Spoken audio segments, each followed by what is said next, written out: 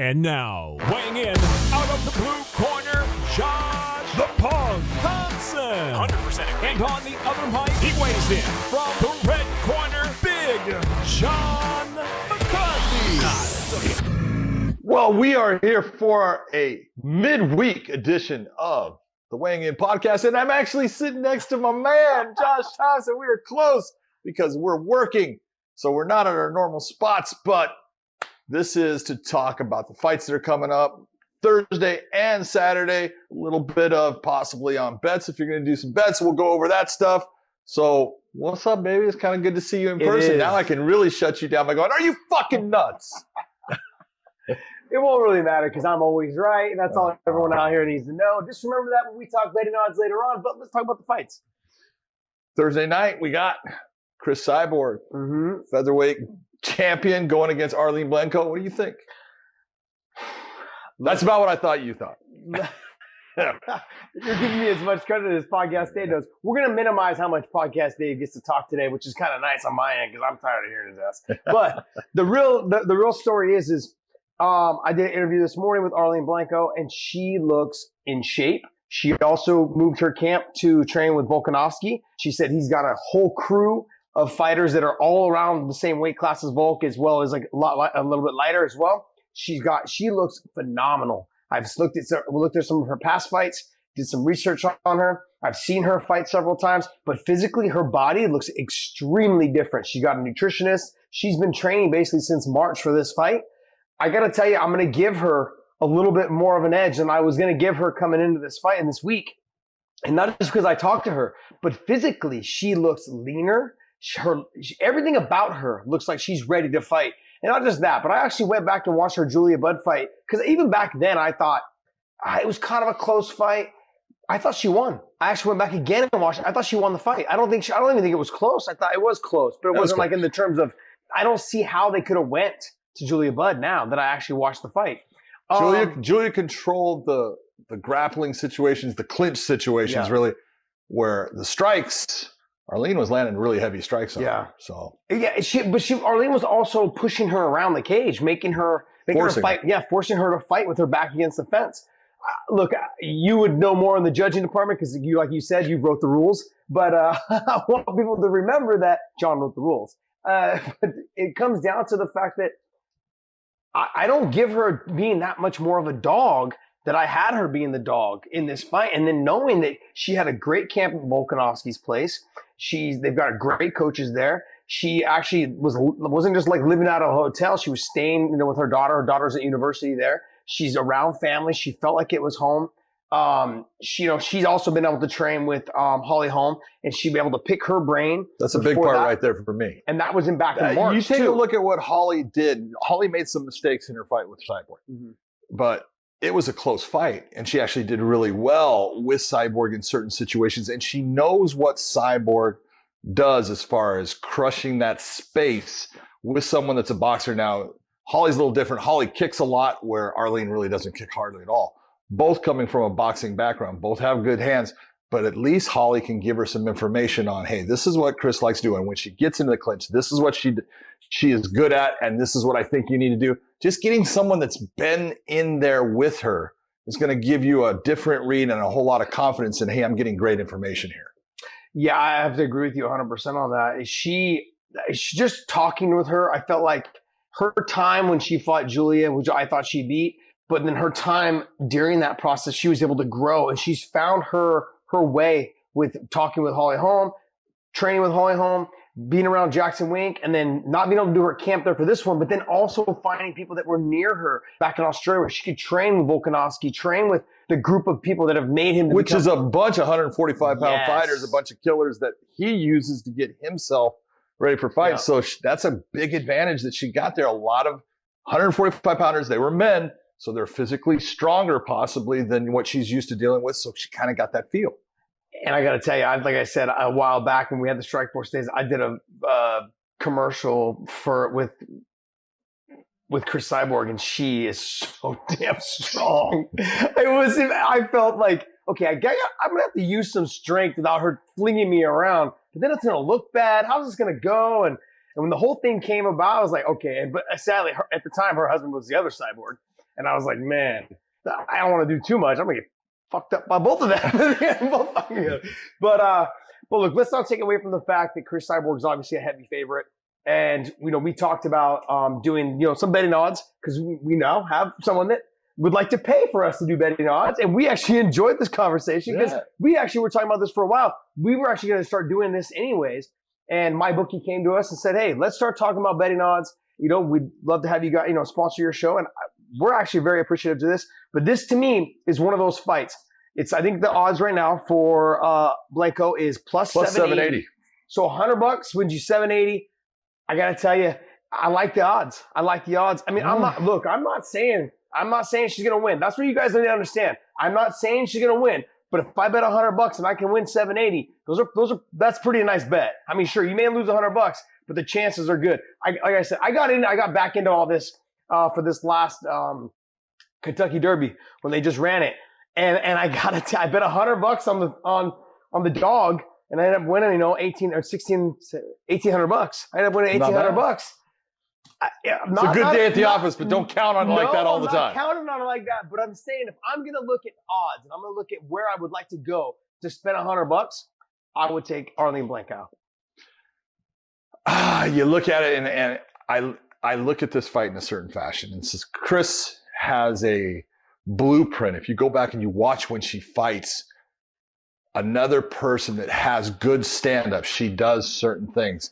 And she's always been able to do those things. And the time that she actually got away from it was the time that she fought Amanda Nunes. Yeah. And bad things happened. So I think she's going to go right back to that. Instead of being that person, she does like to start the fight off. If she knows that her opponent has good stand-up, she starts it off by doing a little bit of a blitz, but crushing the space and forcing her opponent into that cage, getting an underhook, and starting to use swing knees and chopping at the legs, bringing knees up into the solar plex areas.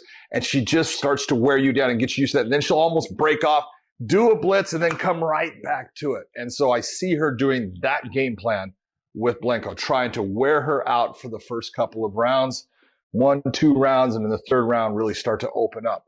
The question is, can Arlene, because if there was one thing that I saw in the Blanco versus Bud fight, Bud is physically strong, physically dominant, and you could see at times when they would clinch up, Arlene had a hard time getting away from her, had a hard time with that strength, and she's going to be facing someone that is equal to that physical strength in Cyborg. So that's the real question for me.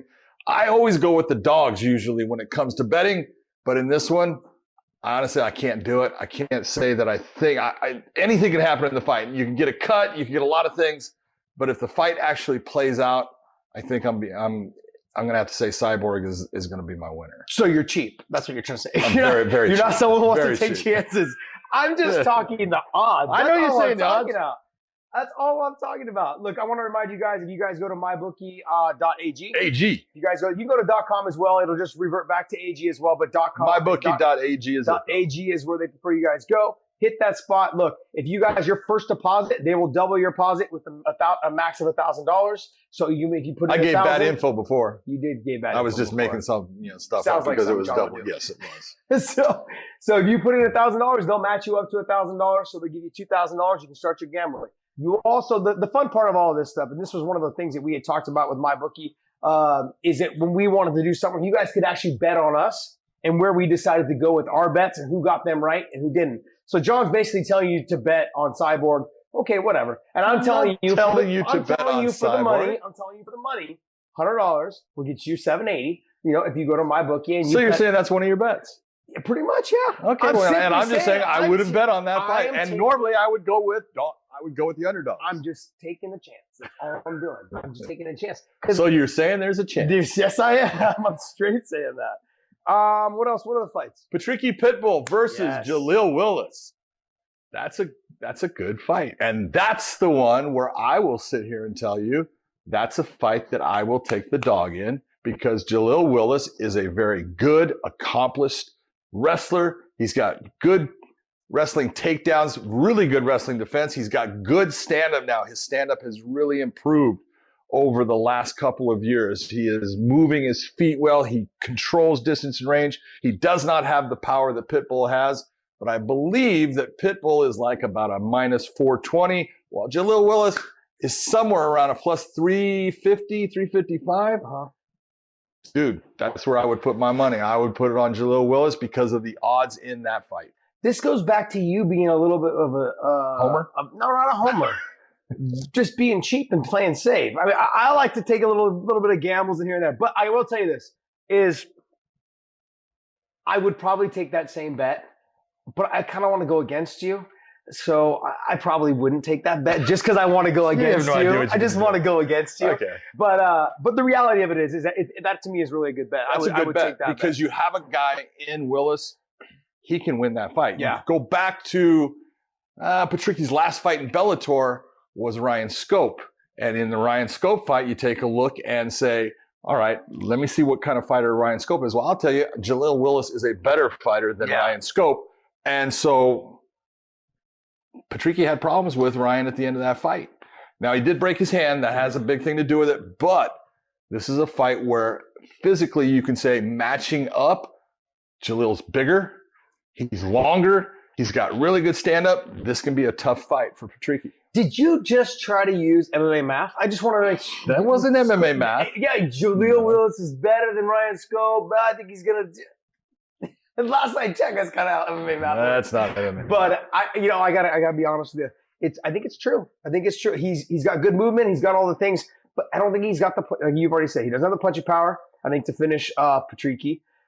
Here's the thing. He does have the ability to stick and move. Yep. And ink out rounds. And that's kind of what Ryan Scope did to Patricki. Right. Once Ryan got it in his head, I can fight with this guy. Second round, he started doing well. And then third round, he did great. And it's that confidence factor. And if there's one thing that I've always seen out of Willis, he's confident going into fights. He believes in himself. That's a huge factor right there. Now, that doesn't mean that Patricki doesn't. He absolutely thinks he's going to run through Willis. Could he? He could, because he's got power. And if he touches someone, he can put him unconscious with both hands, either left or right. But he doesn't really go after the ground game anymore. He does not get into submission victories. He hasn't had a submission victory in 10 years. Yeah.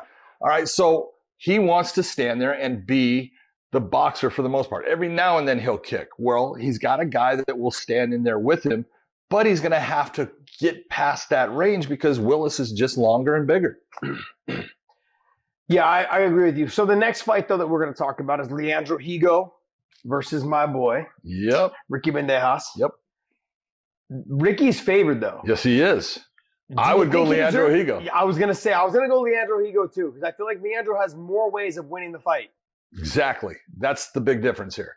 If that fight hits the ground, we both know that Leandro Higo on the ground has got really good skills on the ground. He's solid. He's got great base. He's very heavy on top.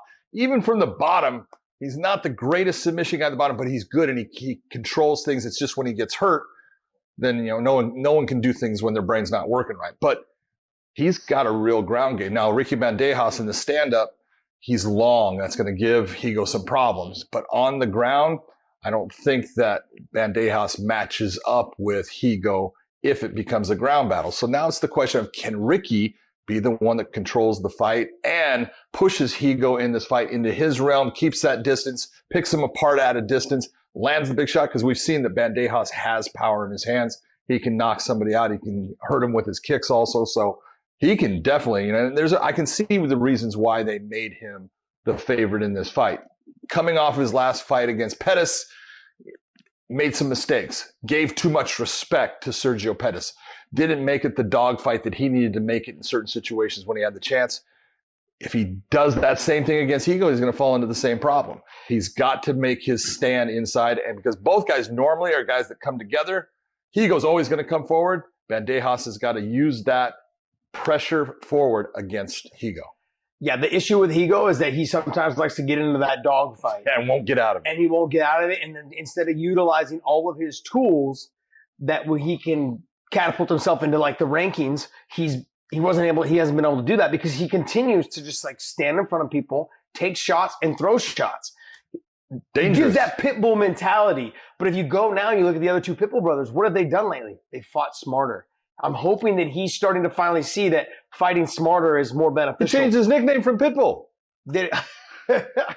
So he's got the opportunity to capitalize on this. He's a plus 145. You win 45, you bet 100.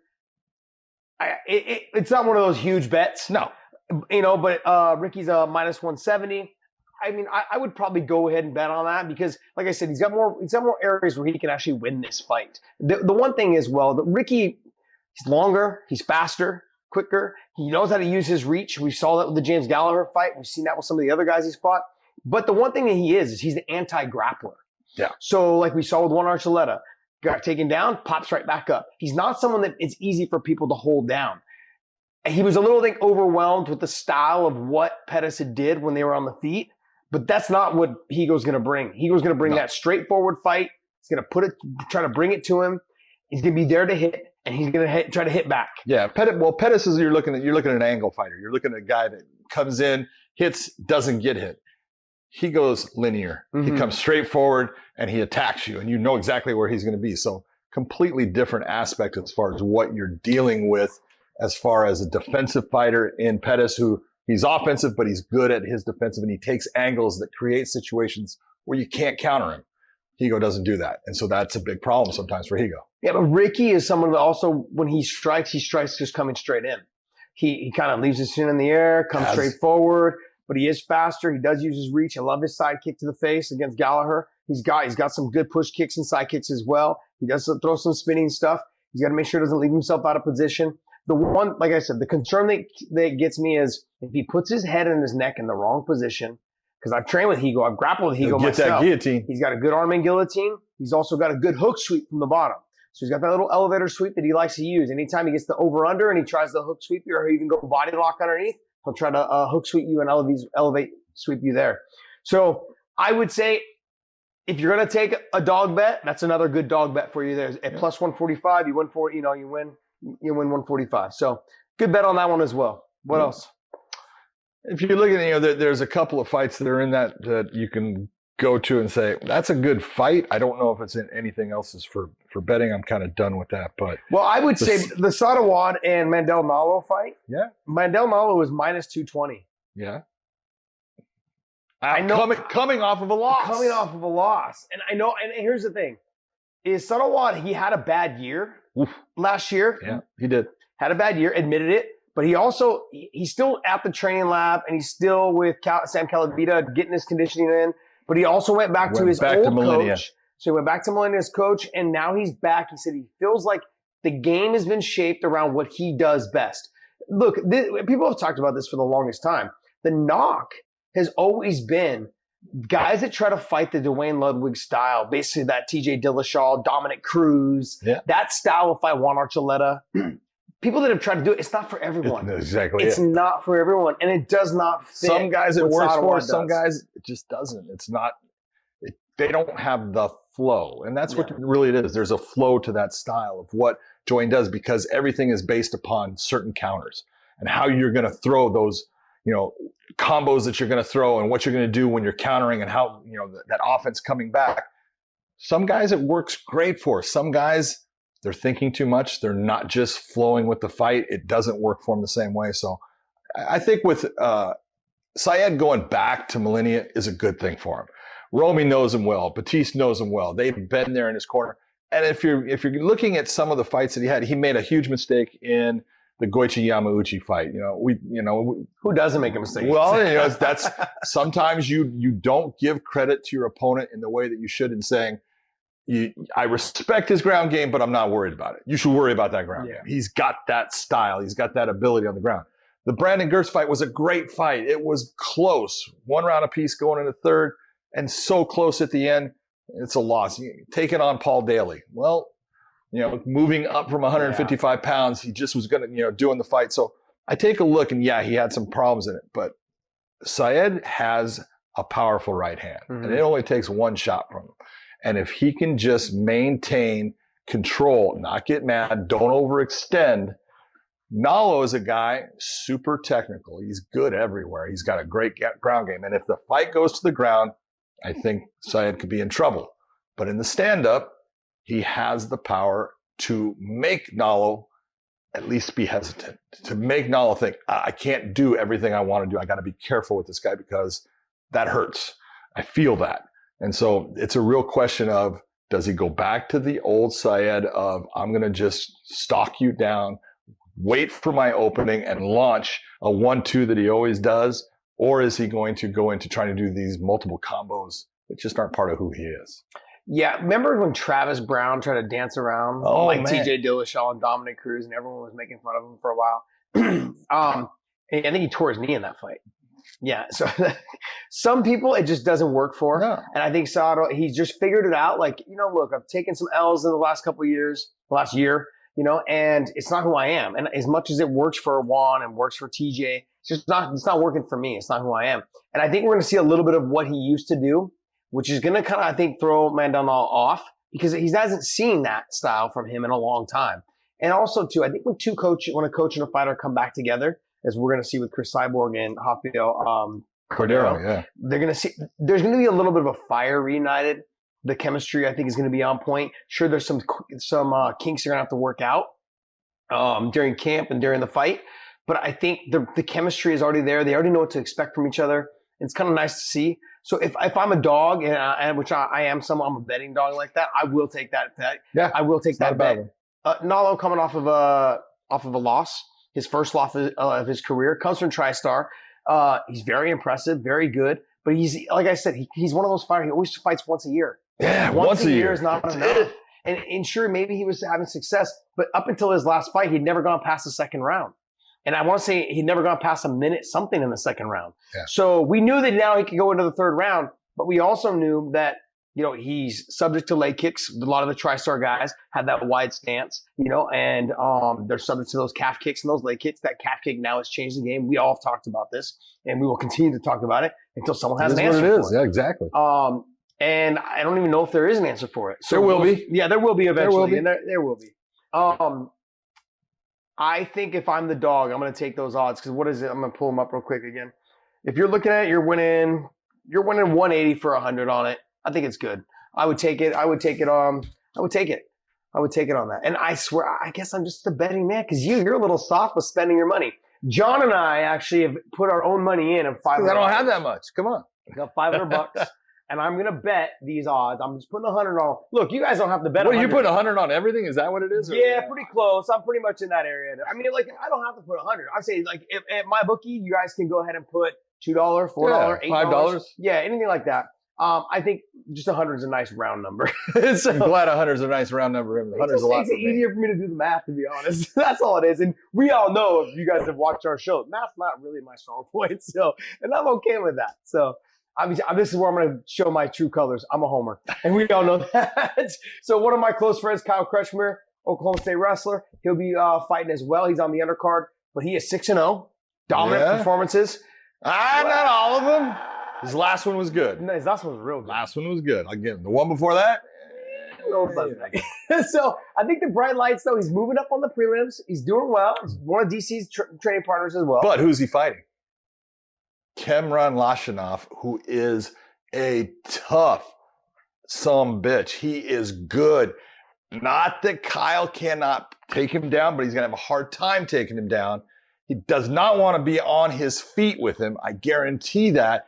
And Lashinov's got a submission game that he needs to be careful of. This is the toughest fight by far that he has ever had as a professional fighter. Who brought Negative Nancy over here? Not negative, just being honest. Just looking at the other side just because I'm not the homer. What is this? No, I don't want to hear this crap right now. You don't want to hear it because it's the truth. I'm just glad this could be a tough fight for Kyle Kretschmer. I'm just glad you said the guy's name because I would have butchered it. It's all bad. I would have butchered it. Killer Kem, man. He's good. He is tough. Yeah, I would imagine. Look, so realistically, we've seen since the pandemic started and we're back out of quarantine and all these other things, and people now were doing shows. We've seen a change in how Bellator's approaching the fight game.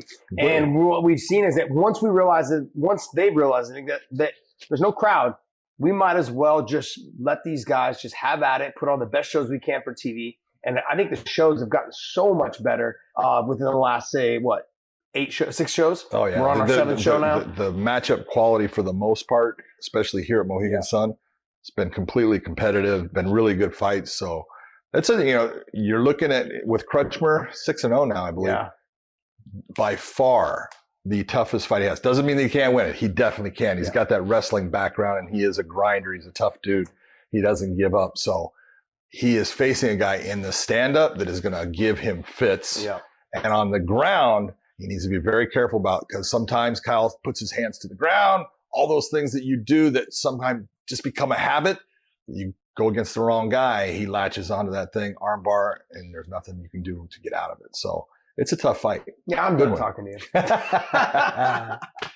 All right. Well, hey, before we move on to the UFC, let's talk about MyBookie. So mybookie.ag. Go there, create an account. They'll match your deposit. First time. The very first time you start your account, they will match your deposit up to $1,000. And you guys can actually bet on us. So you guys have already heard all of my bets, and I'm going to go in there and I'm going to place some bets myself. We've got each of us to put $500 on. Yep. And I'm going to go ahead and throw some money down. You're going to be throwing more money than me. I can see it. 100% I'm going to be throwing more money. I cannot wait. Hey, any chance I get a chance to make some money? Hello. But yeah, let's get into the UFC. UFC this weekend as well. Well, this is a fight that it was supposed to take place how long ago? A long time ago. There's been a lot of problems with it. And one of the real questions is neither guy has fought in a long time. There's been a huge gap, especially for Brian Ortega. Oh, yeah. You know, Korean Zombie had the one fight, came back and fought well in his last fight, looked really good, but Brian Ortega has not fought almost in 2 years, it seems like. This is a long time. I don't know the exact time, but man, now you take a look, outside influences, everything that was happening with Brian. I know he got involved in the movie stuff and everything like that. That's what happens when you are doing well and you're this good-looking guy and all these people are giving you all these opportunities and stuff. But you got to think about, what is it that got me where I'm at? Yeah, that is getting in the cage and fighting. And I'm glad to see him back. He is a phenomenal submission fighter. His stand-up has gotten so much better with James working his stand-up game. It's really good. But these guys actually match up really well. The real question is, toughness-wise, you can go back in the fights they had. You can take a look at the fight that Ortega had against Holloway. Mm-hmm. I mean, he just showed what kind of heart he has. You can go to the fights like the Korean Zombie had against Leonard Garcia. Look at those fights from the WEC and then UFC. It's like, holy God, so tough. He had this fight with Yair Rodriguez where he lost on the last second. I thought he was winning. He was winning that fight. He was going to win the fight. Yeah. And, that can happen. That's the sport of MMA. But they actually match up. Korean Zombie's got great ground. He is a good, especially his MMA submission and ground game is outstanding. And he's got heavy hands. But then you take a look at who's the only guy to knock out Frankie Edgar. Yeah. Brian Ortega, man. Yeah, and that's how good. No. Well, that happened afterwards. Korean Zombie did it afterwards. Well. That's right. Yeah, afterwards. So they both have knockout victories over at Frankie Edgar. You're right, but it's a close fight. It's a really good matchup. It's a real question of, in my mind, how much has the layoff done? Has it helped Brian improve? I do love the fact that he's been, after that, the beating he took and the shots he took with Max Holloway, I'm glad he had a long layoff from that. That's gotten him back. He'll be back to 100%. But how much, and people are going to talk about rust. Some people say, there is no such thing as ring rust. But there is this thing of going back after not doing it for a while. It's a new atmosphere. It's a new atmosphere completely as far as where he's at. The setting that he's in with, no fans, all of that. How's that going to play out? I think he's professional enough. He's going to come out and he's going to look good. There's a lot of things to take into consideration. Okay, the last time he fought in front of a packed crowd. I don't know where he fought. I think it was at the T-Mobile Arena, but possibly. Anyways, let's just assume there was 15,000 people there, which I'm sure there was. Okay, wherever they were, I'm sure it was sold out. That was the last time he fought against Max Holloway for the title. Now he comes back, and now he's going to be fighting somebody where there's no crowd. Yep. There's basically no noise. He'll be able to hear the announcers talking shit about him. Okay, like, hey, like our fighter's going to hear us tomorrow night talking shit about those guys. Like, that's what we do. Like, you want to break it down. You want to be real, and then they are going to be real. And when they talk about he's not pulling a trigger, he's not doing this. The one thing you cannot do, though, you cannot mimic fight speed. Real fight speed. You can't do it in training. There's no way of going around it. Okay, no matter how much cardio you do, you still will get tired. Okay, it's just a matter of whether you can push through, which we've seen. That guy's tough as fucking nails. Oh. Brian Ortega is probably one of the toughest guys I've ever seen step inside the cage. Not to mention how good he is on the ground, how hard he hits. He's got some big punching power. I just hope he hasn't fallen in love with his power, because him against Korean Zombie, falling in love with that punching power could be his demise. Yeah. Like we saw with the Max Holloway thing. He couldn't get Max down, so he just abandoned it kind of and went to the striking. And it didn't work out for him, the sticking and the moving, the length, the reach. But Korean Zombie's chin's in the air. Korean Zombie stands in front of you and trades. Korean Zombie doesn't really create angles. Nope. Korean Zombie doesn't do any of those things. It doesn't do anything that Max Holloway does. No. So the fact is, he will be there to punch. Oh, he will. But will Brian Ortega fight a smart fight? That's the question. That's the 2-year question. Will he fight a smart fight? I'm glad. Like, I have to agree with you. For sure, I'm glad he took some time off. Yeah. I don't know about 2 years. Yeah. But that's, I mean, situations and everything, yeah, injuries. It's okay. The amount of punishment he took in that fight, that both of them took, by the way, but the amount of punishment that he took in that fight, I'm glad that he took some time off, let his brain heal, let his body heal, let him get his mental back on track. Okay, and look, I'm ready to jump back into camp and let's get going. So I think it was a good thing that he's done that. Let's just see how he's able to jump right into fight speed, especially for 5 rounds. Main event, right into a 5-round fight. You haven't trained for a 5-round fight in 2 years. You know, sure, possibly he's been training the whole time. Maybe he hasn't, maybe he has. Who knows? But it's a lot to ask from someone who's coming off that type of loss for a title, dreams crushed, all those things that you've been thinking of. It's a lot for him to take in, and just having to fight at a fight pace right away. A little nervous, man. I'm a little nervous. No, it's a close, tight fight. Yeah. You know, I can see Brian winning the fight. I can see, Korean Zombie winning the fight. It's a good matchup, and it's one that's had to happen for them. They've had some heat. Yes. Back and forth. A lot of little bad blood going back and forth, but in the end, both guys are great guys. Yeah. Brian is as good a person as you'll meet. So is Korean Zombie. They're great individuals. I just look at it and say, this is a toss-up fight, and it's that good. This is the kind of fight you want to see in your main event, because you can look and you could give me 10 reasons why Brian Ortega is going to win, and I can give you 10 reasons why he's not, and the Korean Zombie is going to win. So that's what makes an intriguing matchup coming in. Well, you said it's a toss-up fight. So MyBookie has it at plus 155 for plus 155 Brian Ortega, minus 190 for Korean Zombie. Pretty much a toss. I mean, if you're going to bet, it's not something you're going to really take a chance for $150. It just doesn't. It's just too much of a risk. And also, too, when you get to those top 2 guys, which the 2 of them are, any of those fights are a toss. Yeah. Any of them. I mean, we just saw this last weekend with Moraes and Sandhagen. I would have probably went with Moraes, but Sandhagen proved that I was an idiot. So that's, But then, you're looking at fight, and that would have been the same thing. I would have said, either guy can win this fight. Yeah. It's real simple. If Corey Sandhagen is able to control the distance and just confuse Moraes a little bit with the big shots that he likes to land, he's going to do really, that's what played out. But it could have been completely opposite. It could have been that Marlon was able to get past his length and hit him with big shots that just diminished him fast. So that's the best part of fighting, because you can sit there and say all these different things. Eventually, it's all going to come down to what they're able to do when they step in that cage. That's really true. That's true. One of the other fights on here was Martinez versus Almeida. So Jonathan Martinez versus Thomas Almeida. Yeah. I mean, like I said, a lot of these fights are very evenly matched. They seem to be, at least on the betting lines. You have Claudio Silva versus James Krause. You're high on James Krause. I love James Krause. I think James Krause is an outstanding fighter. He's an outstanding fighter. He's an outstanding coach. He's an outstanding human being. He's just awesome all the way around. And he fights now.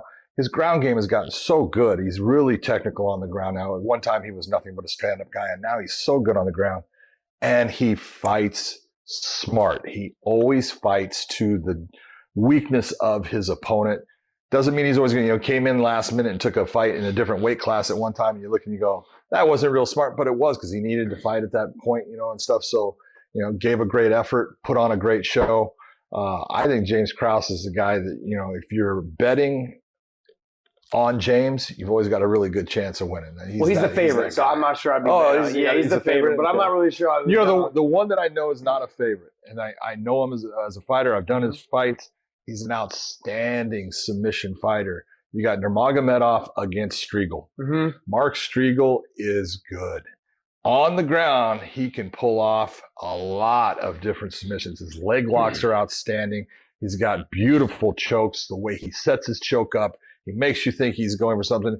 He is so slick on the ground that Nurmagomedov has got to be very careful. Now, I can tell you the way that you can beat Mark, but if Nurmagomedov makes one mistake, Mark Striegel will win that fight, and I know he's a big underdog. Huge underdog. Yep, huge. That's a fight I would take. It's plus 335, and Nurmagomedov is minus 435.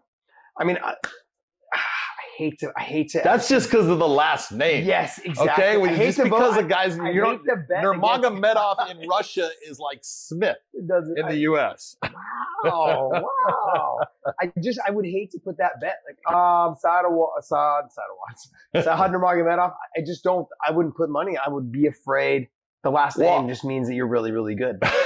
Sorry. It means you can wrestle. Yes. Like, it means that you know leg locks also. It means that you know hip tosses and all that. Yeah, he does. But Saad Nurmagomedov, I think he's 13-2. I think Striegel's 18-2. Okay. And you're taking a look at the guy, you can look at, what they've done in their careers. A lot of submissions by both. They match up well. I think Nurmagomedov is definitely the guy that he can keep the fight where he wants it to be more readily than Striegel can bring the fight where he wants it to be. So that may be the difference in that. So you're taking that bet? I would take that bet. $50. Boom. Don't stop with me. Look, I'm winning over $100. Spend some money. I'd be winning over $100. I'm a happy man. If you spend 100 though, you win 335. See, don't be greedy. That's sorry. Sorry guys, that's me. I'm greedy when it comes to that type Not greedy at all. Look, I would probably take the same exact bet though, because that's what I am. But I wouldn't do 50. I would do 100. Okay. But like I said, I'm not too keen on placing bets against any of the Nurmagomedovs. I can understand that. Safe bet. That's not a bad bet in itself. No, it's right. So you have Jessica Andrade versus Caitlin. How do you say her last name? Chikagian. I want to say Chikagian every time. Is it Chikagian? Chikagian. Okay. I'm kind of saying Chikagian. That's pretty much, that's a pick'em fight as well. That's a good fight. Really? I mean, like. Okay, you're going to go with Andrade. Yes, I am. And I'm going to go with Caitlin. Well, that's an underdog. She's underdog. Oh, okay. Plus 115. See, I love being the underdog. I'm going to go with Andrade. Oh, you want to know why? Yeah, because you're a favorite hugger. No, I am. I'm not a favorite hugger. I had commented a couple times on the show about, on our show on weighing in about, I really like her style, like how she fights. And she's messaged me back a couple times saying, I appreciate you. I appreciate everything you guys are doing. And she's been very receptive to like our show. And I appreciate people like that. So I'm going to go with her just because of that. I'm a homer. I want you to think about this. And again, MMA math doesn't work out, but you look at Andrade's last opponent, Rose Namajunas. Well, Caitlin is similar in some areas. She's a stick and mover.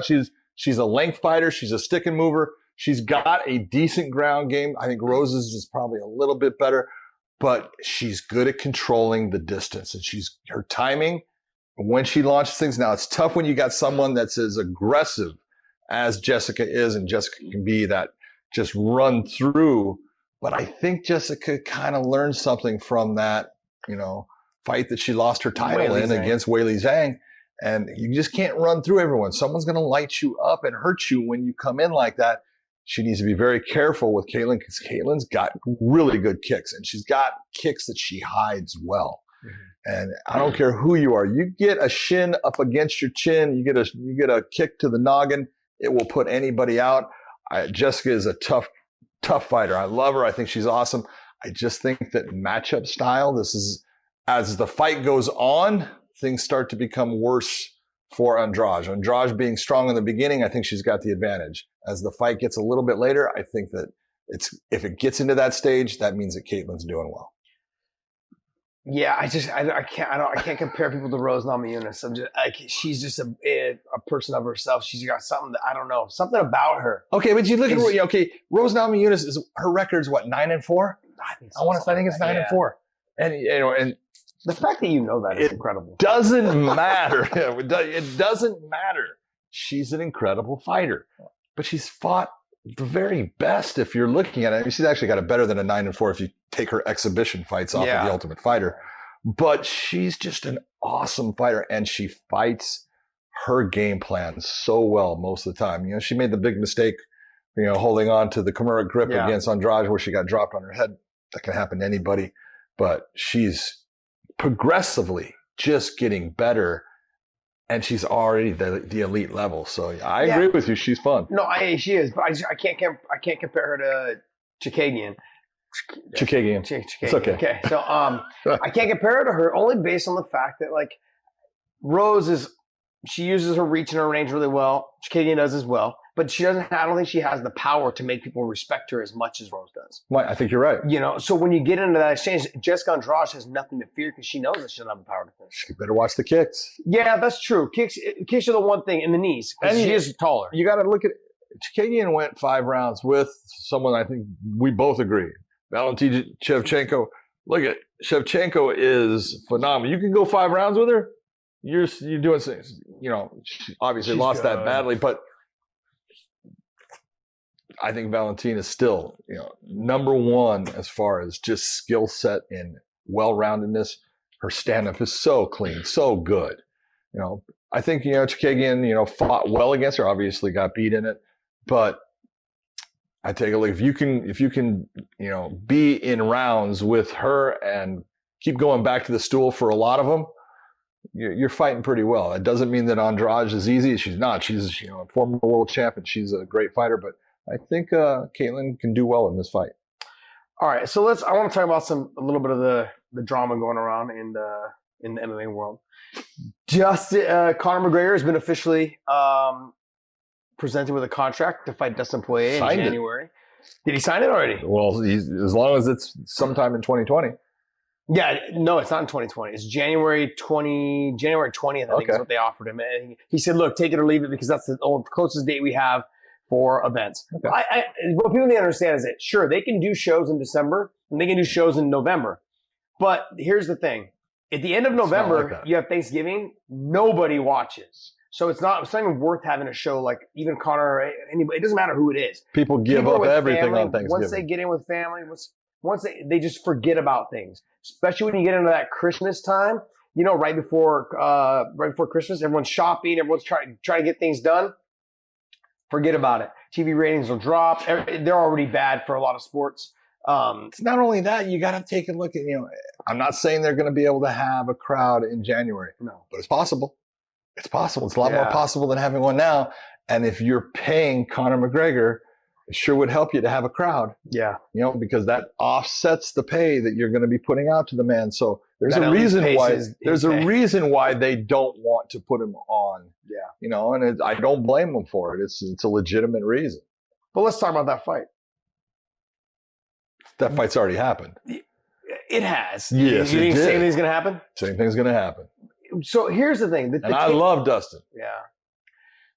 The take on it is that Conor McGregor is only taking and asking for Dustin Poirier because he's looking to line up the fight with Manny Pacquiao because he's a left-hander. Uh-huh. Smart. That's the take. I think what do you think? You think that's the take? Oh, I think that's what he'd like to do. You don't think it's going to happen? Doesn't mean that it's going to happen. Why is that? Why do you think it's not going to happen? Because you think the UFC will have some sort of, no, you cannot do it? They have control over that. Do they have, I was always told they don't have control over the boxing portion of it. That's not true. It's combative sports is what it says. So if you don't think boxing is a combative sport, go ahead and try to beat him on it. You're going to lose. There was a reason that the UFC was part of the Conor McGregor, Floyd Mayweather endeavor. What was the reason? Because they could say no. All right. So they got a part of it. They made a lot of money off of that fight. All right. That's just reality. When you sign a contract with a company and you're saying, okay, I agree to fight with you. Well, it's going to be normal that you're not allowed to fight with anybody else during that contract as long as they're living up to their end. That's the same as if Conor McGregor had it, where I can go fight wherever I want. Well, then he could go fight at Bellator, he could go fight at ONE FC, or he could go fight on his own and make, do his own promotion and get it going, where he gets, all the money. Can't do it. So that's kind of strange because I remember back in the day when Nick had re-signed with them, there was something in his contract where he was allowed to fight boxing. You can have that put in there. But they still have control over the combative sports area where, like, hey, if you're going to do it, you're going to do it through me. Yes. And it's a matter of just because you say, I want to have this in there, they're going to look and depending upon who you are, they're going to say, no, I'm not going to do I'm giving you this. You've got to be 100% with us. We control your combat. That's where the real thing is. How many times have you heard guys doing grappling where they talk about it's a fight, it's a fight, it's a fight. No, it's grappling. Well, a lot of them, you'll hear them now. It's just a grappling event, because their contract, they cannot fight for anybody, but they can go grapple. They can do a jiu-jitsu match or a grappling match for money. Whoever it is, for money, because it's not a fight. I wonder if we just structured things. It was a grappling match with striking. It was that's called combat jiu-jitsu. There you go. Eddie Bravo, baby. Yes. Eddie Bravo came up with it. There you go. Open hand, right? That's it. It's there. Show me the money. Can do it. Yeah. Are we forgetting anything else? No, but you go back and you talk about the Poirier McGregor fight. This is where you're looking and saying, do you think that Conor McGregor is a better fighter now than he was back when he fought Poirier? Now, there's going to be people that say, I don't think so. Oh, God, they're stupid. Okay, there you go. Yeah, because he's so much better in so many areas than he was. Now, do I think Dustin's a better fighter? I do. And I definitely think Dustin fights better being at the bigger weight. At 155, he fights better than he did at 145. I think 145 sucked it out of him. And I think that was part of the problem with him getting hit, was he got hit and he couldn't respond in the same fashion because his brain didn't have the fluid and it would affect him more. And it just wasn't a good situation for him. But I don't see a dip. Styles make fights. And Dustin, you could see, if you go watch that first fight with McGregor, he was at no time. He's going to go back and look at it. He was having problems from the get-go. He wasn't landing his shots. He was out of place. Conor was making him feel off balance with where he was at. He couldn't land the shots that he was trying to land, and he was getting hit by counter shots, and he wasn't able to stop it. So, okay, so I don't want to play too much of a devil's advocate because I agree with you on the fact that I don't think he will be able to beat him, but I do think that he's matured enough.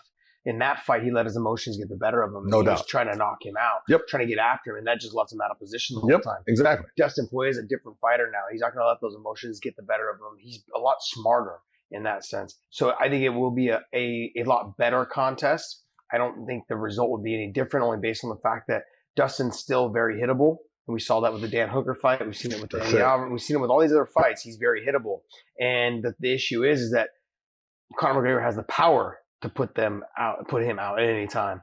And if you're that hittable, the chances of being knocked out are pretty high. Plus, the availability to get the submission is not really there. People think because, he lost to Khabib by getting taken down. Who the fuck hasn't lost to Khabib getting taken down? That's the problem. Like, please stop using, he did this because of Khabib.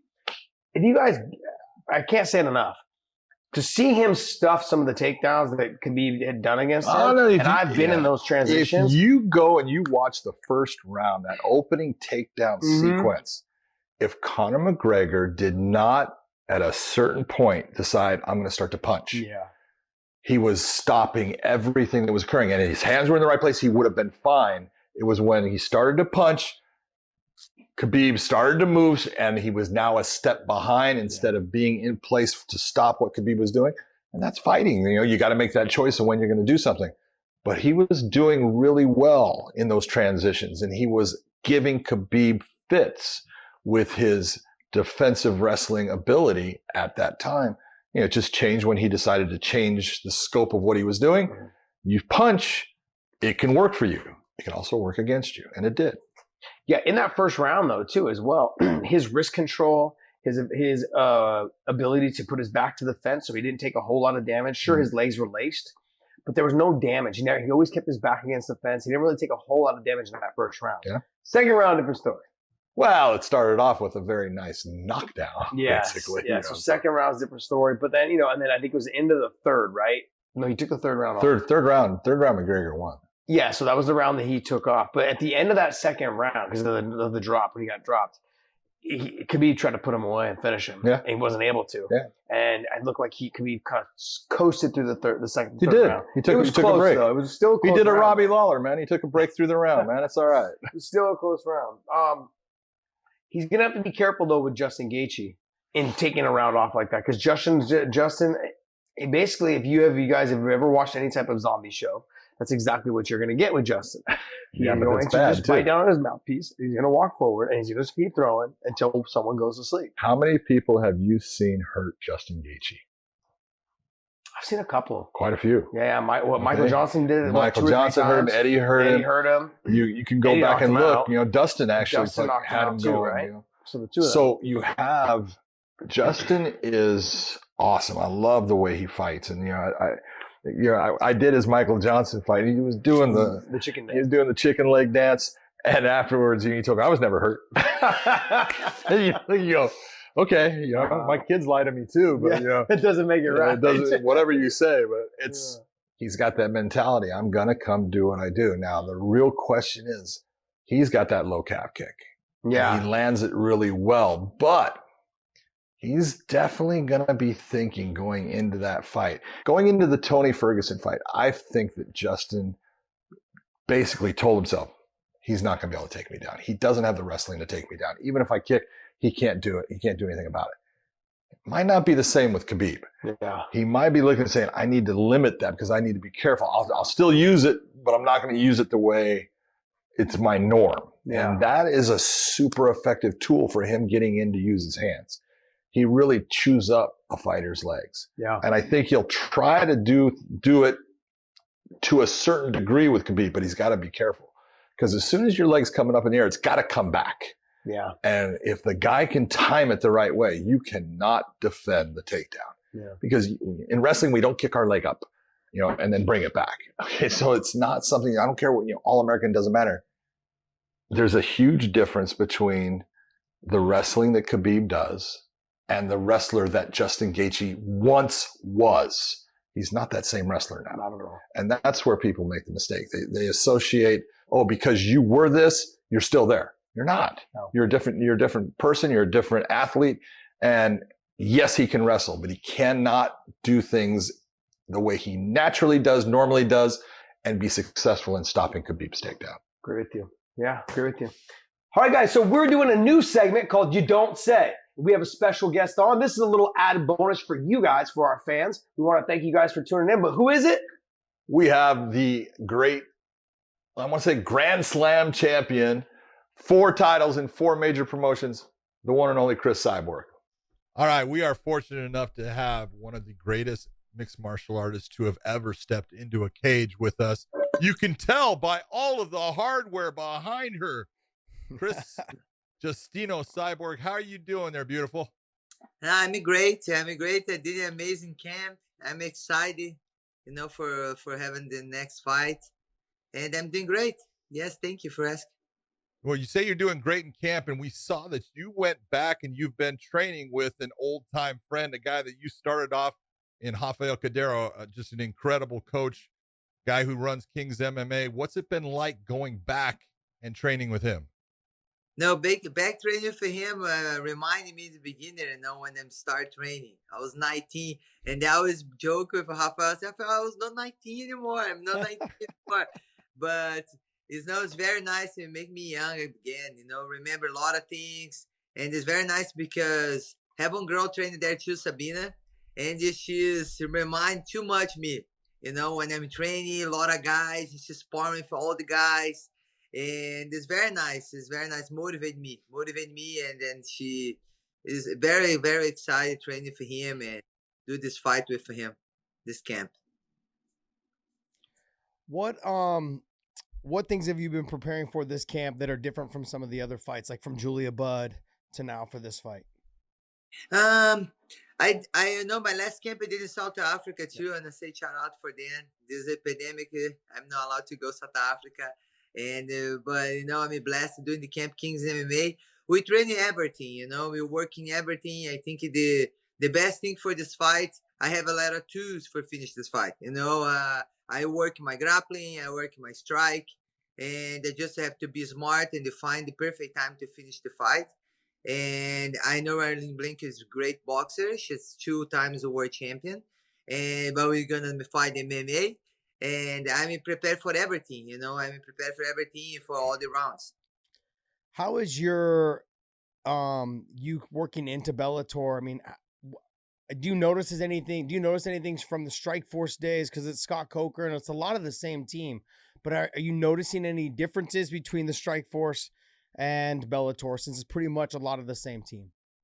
No, the beginning I was making difference in my mind. But then the first appearance when they did the face-off with Julia Budd, everybody say, welcome home, welcome. And you know, yeah, I was back at home. You know, I'm really happy. And I see a lot of faces I see in the beginning of my career. And it's better now, too, because I can speak English with them. Because the beginning, I just smile and that's it. Because I don't have any English for talk to them. And now they can know a little bit more about me. What is it about Scott Coker that gets, like, we've got Gegard Mousasi back, you know, myself went back there, a lot of guys that had fought under him before. What is it specifically for you? It's different, I think, for me as well as it is for anyone else, but what is it specifically for you that has made your relationship with him so strong? You know, I think the first thing is respect. And I think is respect all the fighters, the beginners, the ones make less money, the more money. His respect everyone the same. And this is the most important. And we are partner. He knows we're a partner. He don't think he's our boss. Of course, I respect him. He's on top of me, but we together, we partners. You know, I can sit down with him and talk what I think. He's not gonna be mad. He's not gonna be ego on top. No, he's gonna understand, and then we're gonna talk like 2 adult persons and the professional. This is the first thing, you know, respect each other. When I signed with Scott, I have amazing time in the Strikeforce, but I don't have too much close relationship with him because I didn't speak too much English. Mm-hmm. But I saw how this respect all my Jamar Federico when I signed a deal with him. But the time we signed deal, you know, I told him what I'd like to do. I would like to be partners. I would like to be on my boxing fights. I would like to make the cross champion against champion. And he is to say, Chris, let's do that. Let's make the difference. And, you know, I'm open for do that. And it's very cool work with people like this. You know, I know receive no too, but I know work a lot of people, together. No, not just no want to work together. Yeah. Chris, you talk about learning a second language, learning English, because when you first came out and you were just smoking people, yeah. Everyone had this idea, and it was partly the name of Cyborg, that you were just this cold stone killer. But now we get to see that, you know what, you've got this great personality, and you're putting all this information out on social media, and you're showing that, you know, what we people that have worked with you, we all knew you were a sweetheart and you were the nicest person, but now everyone's getting to see your true personality. What does that mean to you? You know, I hear a lot about this because people meet me and then say, you're really a nice person. And then because they think I'm going to be like in the cage. You know, I have this thing. I can switch. I switch fast. You know, I'm nice here, but I can switch fast and then put my head in now ready to fight.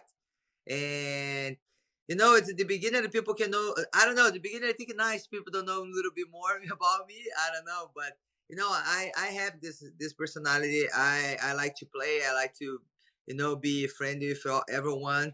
And when it's time to fight, I respect my opponent. I'm professional, but you know, I'm there for do my job. I don't know if you recall, but you and we did a commercial for Showtime together. It was in LA, and your I don't want to say how you say it. Cyborg. Yeah, so Cyborg was there. Ex-husband. I was trying to think of the word. That's very good job. I was gonna say former.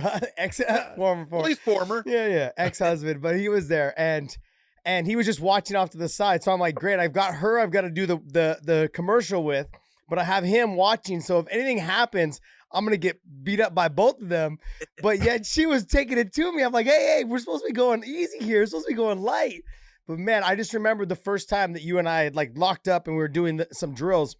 and I could understand just the dominance that you had over all the other females at the time, and I was like, wow, this is insane to think. I think the beginning of my career when I get a little bit of personality Cyborg too, because you see him is very scary guy. Yeah. And I started to learn a lot from him because when I started training, I met him. We met with 6 months to get married, and I learned a lot of things from him. And I think the first thing, beginning of my career, I got a lot of personality from him, and like make the people scared before the fight. And you know, he's scary. If you watch his fights, it's you know he's going there to kill or die. You know, it's crazy. I wanted to ask you something. I mean, one thing that, and I'm not saying it's going to happen anytime soon, but Father Time is always on. It works against us. I mean, how many more fights are you looking to have in Bellator? Are we talking, you know, Bellator kickboxing, you know, we're talking about boxing as well. I mean, what are you looking, how are you looking to end your book? That's kind of where I'm at. Do you know, I never think about this, but it's very, very important that all the fighters think about that. You know, have to know when the time you want to stop. I looking for like maybe 3 years more. I would like to fight, and I want to be a mom, and maybe, you know, I can do one fight after that. But you know, after I see Holly Holm fight, her last fight, she did great, motivated me too. She's 39, she's doing amazing. She's gonna do 39, something like that. But you know, I don't have any bad injury. I love my job, and you know, it's something very nice. I start training with 12 years old, no MMA, but every sport.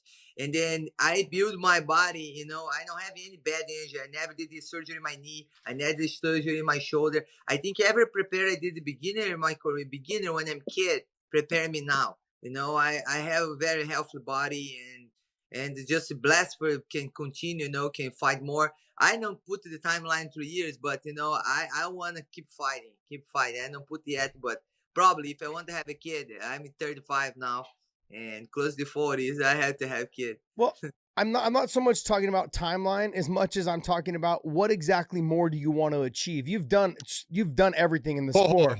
What more does she want to achieve? Just do me a favor. Take again a look behind her right shoulder there. That kind of says everything about what do you want to achieve. No, I'm saying boxing. Like, you know, do you want to fight a boxing match? You know, do you want to do it on Showtime Box? Do you want to do Bellator kickboxing? Do you want to have a kickboxing event? Do you want to fight in Pride or not Pride, but Rising on New Year's Eve? Like, are these things are those all things that you want to add to your legacy? That's what I'm asking. John, you know, calm down, John. And fighting Japan to be a dream, because when I started fighting shoot the box, everybody fighting Pride and everybody's start over there, and this is my dream. Okay, maybe I can have the opportunity of fighting in Japan, but then they don't like before girls fighting over there. Maybe for me it's gonna be a dream fighting Japan one time. Boxing fight I would like to do, because I did ever arts different like wrestling, jiu-jitsu, Muay Thai, but I never have the opportunity to have a boxing. For me it's gonna be nice if I have the opportunity.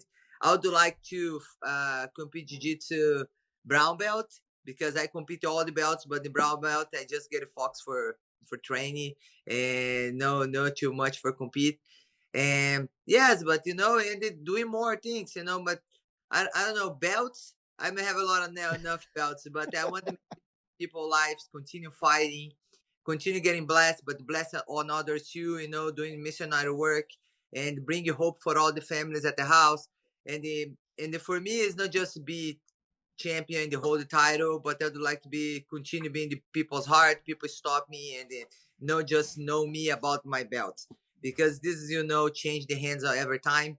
And if you be in the heart of the people, you're gonna be there forever. And I just want to continue doing this. This is my legacy. I want to change the people's life. Well, one of the things that's been going on is Bellator's featherweights, actually the division has gotten pretty stacked. And I know you've got this fight and you don't want to look past Arlene Blenko. She's got really devastating power in her punches and things like that. But you've been called out. You just got called out by Sinead Kavanaugh, who just had a very nice fight that she won.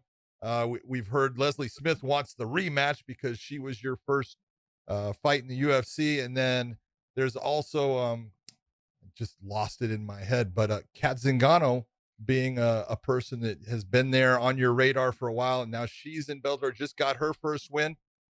how many more fights, like Josh is saying? Do you want to fight all these ladies, or is it, you know what, we're going to have to pick and choose and time will tell? I texted Scott Coker, said, man, I want to fight more. After this fight, I want to fight again. January, I want 3 fights a year. And now I don't have to wait 9 months for a fight. And I don't have to ask for girls to go up for fight me and having my own division. This is because I signed with Bellator. When does UFC, I see Scott Coker signing all the girls. And especially I text him, Scott, stop signing all the girls. Who are they going to fight? And he's laughing. And then, I'm happy because now I know I'm going to have a fight. I just have to continue training, and I know I have girls, and they always believe in the featherweight division. I always believe it, and I believe this division is going to be the strongest one. If you think about all the girls, no walk 135, then heavy it is. And when you start cut to weight, it's bad for our body. And if you want to continue fight longer, it's important you be healthy and fight cut so much weight. And the 145, I believe it, and I'm happy about this. Have fight, and the girls watch out. I'm in Fox for Arlene Blanco, but after that, let's see what's going to be next. The PFL right now is going through some problems and some issues. A lot of the fighters are suing them over the fact that they're not having fights and how they're handling the pandemic situation. They have a champion over there. I believe her name is Caitlin Harrison, right? Kayla Harrison. So she normally fights at 155. I don't even know if she can make 45. But if that promotion does fold or something goes wrong, is that a fight that interests you at all? Maybe I can hold 2 titles and 145, 155. Yeah.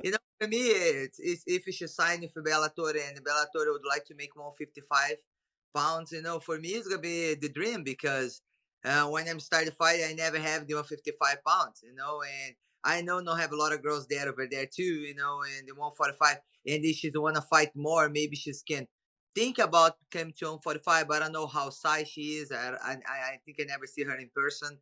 But I'm open for make 155 fights for sure. It'd be interesting. Well, we do have a new segment that we are bringing out, and we're starting it with you, Cris.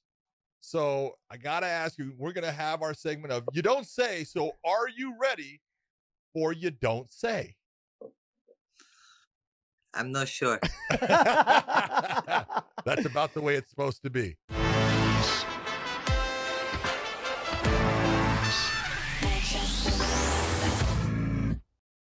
Yeah. So we're going to just ask you a series of questions and you come up with your answers, whatever they are. Don't worry about it. Okay. All right. So what is the worst job you have ever had? Don't say fighting for the UFC.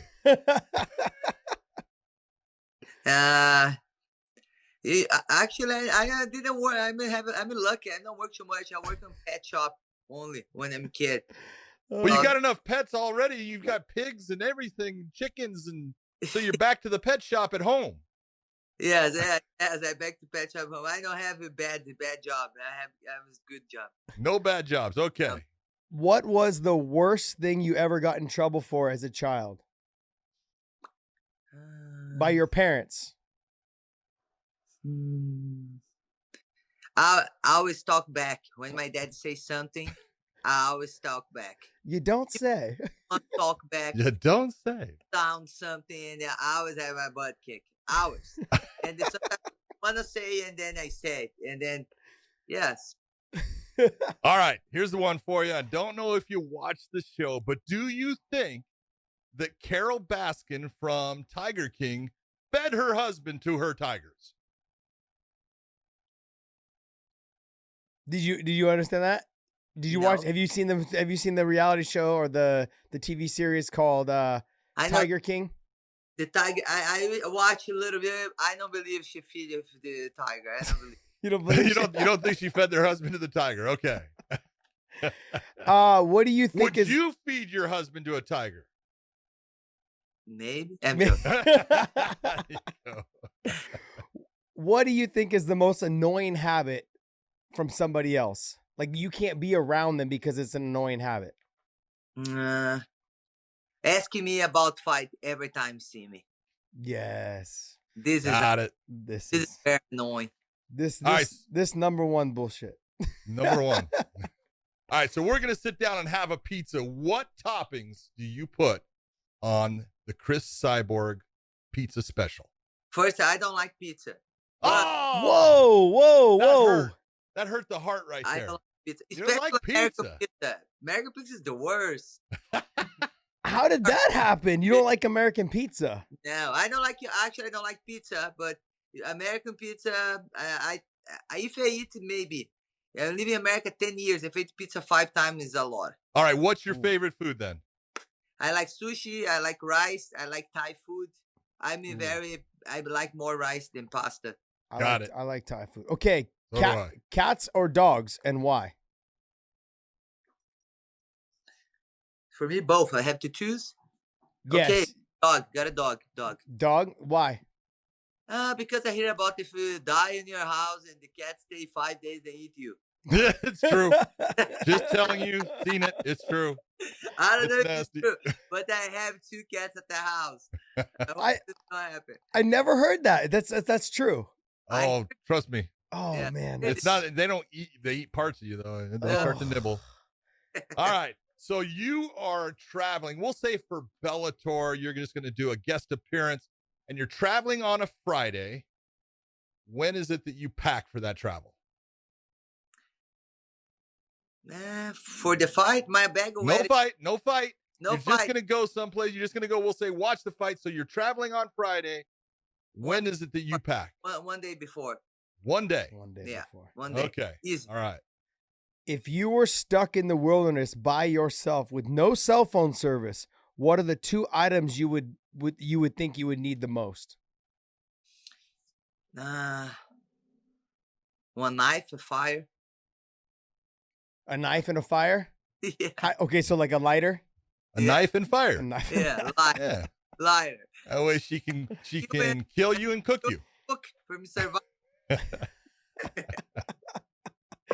I always think every time I ask people questions like that, I think of Naked and Afraid. Like you're allowed to take 2 items, but you're I only... watch this, and sometimes I think maybe I can do that, but I see a couple things. I say, No. No. You don't want to do that. Scary. I would like to see Big John do it. Oh, dude, I'd be killing it. Or because everything would be afraid. They go, oh, get away. His big naked butt running around. The last one. We'll say Hollywood is going to make a movie about Cyborg's life. Your life as a girl growing up, a fighter. Who is it that should play that part? Maybe my daughter. I put Your my daughter. in my place. Yes. I don't know. You say about doing a move for me, but who's make the move? Which actress should play the part of Chris Justina? I don't know. Maybe Halle Berry. She's already making a movie fighting movie. She already did. Yeah. All right. Well, as the weighing in, we appreciate everything, and that we're going to be signing off. So, all right, we are out of time. So there's only one last thing to do, and that is boom. All right, guys. Well, hey, we're going to wrap this up. We have a different atmosphere. We're going to be doing this quite a bit coming up in the midweek shows. Because we're busy. Because we're busy. We've got another, I think, 5 weeks on the road. So we will be doing shows on Sundays as well as a midweek show at some time, given our availability. Go to mybookie.ag. Whatever you guys first input, your initial deposit will be matched up to $1,000. So if you put in 100, you get 100 back. So you'll be getting 200. If you put in 1,000, you get 2,000. It's only up to $1,000 though. Also, you guys can bet on John and I. We've given you our bets on which ones we think will win and win you some money. Obviously, I know I'm going to be right and I'm going to cash in. But John, on the other hand, I don't have to put up with it. Mr. Cheapskate over here, he's only bet on like 2 or 3 fights. I bet on like probably 7 or 8, but that's probably why I will go broke. Just so you guys know. Okay, so for me, this is fun. I'm enjoying this. You guys, please go to mybookie.ag. Check them out. Create your profile. Hit and bet on us. You don't have to bet on any of the fights that we recommended, but you can bet on us. Yep. So we hope you guys enjoyed the show. We thank you. Appreciate it. Have a good week. Watch the fights. We were looking at our phones a lot because we were getting the betting odds off there. Plus, this is a whole new setup we're trying to work with. We have nothing. Be very patient with us. 2 old people trying to figure out technology with Podcast Dave back in San Jose, back in California, kind of walking us through this through camera and video and FaceTime and all the other things. And we couldn't have done it probably without Dave. So I want to give Podcast Dave a little bit of a thumbs up. and I don't normally do that. Whoa. I know, right? Whoa, is this a new moment? This is a new moment. This is very much a new moment. Who says health can't freeze over? Don't let this go to your head, podcast, Dave. Please. Okay. All right, guys. You can already hear him going. All right, guys. Hey, we appreciate you guys. Also, hit the thumbs up on our YouTube channel. Share our videos. Please do everything you guys can because our numbers are growing and we do appreciate it. And we're actually going to be doing more shows because now we have more sponsors. And that kind of helps out, to kind of take our time and plan the shows and get everything organized for everyone. So we appreciate you guys very much. Hit us up on all the audio platforms. We're trying to get our audio platforms up as well. So we are on every audio platform you can think of, and we thank you guys for tuning in. What do you think, John? Go to ProWrestlingTees.com to get a t-shirt with Weighing In. Go to the Weighing In platform. Look at the picture. Hit the picture. Bunch of nice t-shirts, old designs, new designs. You can even get one that's even got his face on it. Lucky you. See ya. See ya.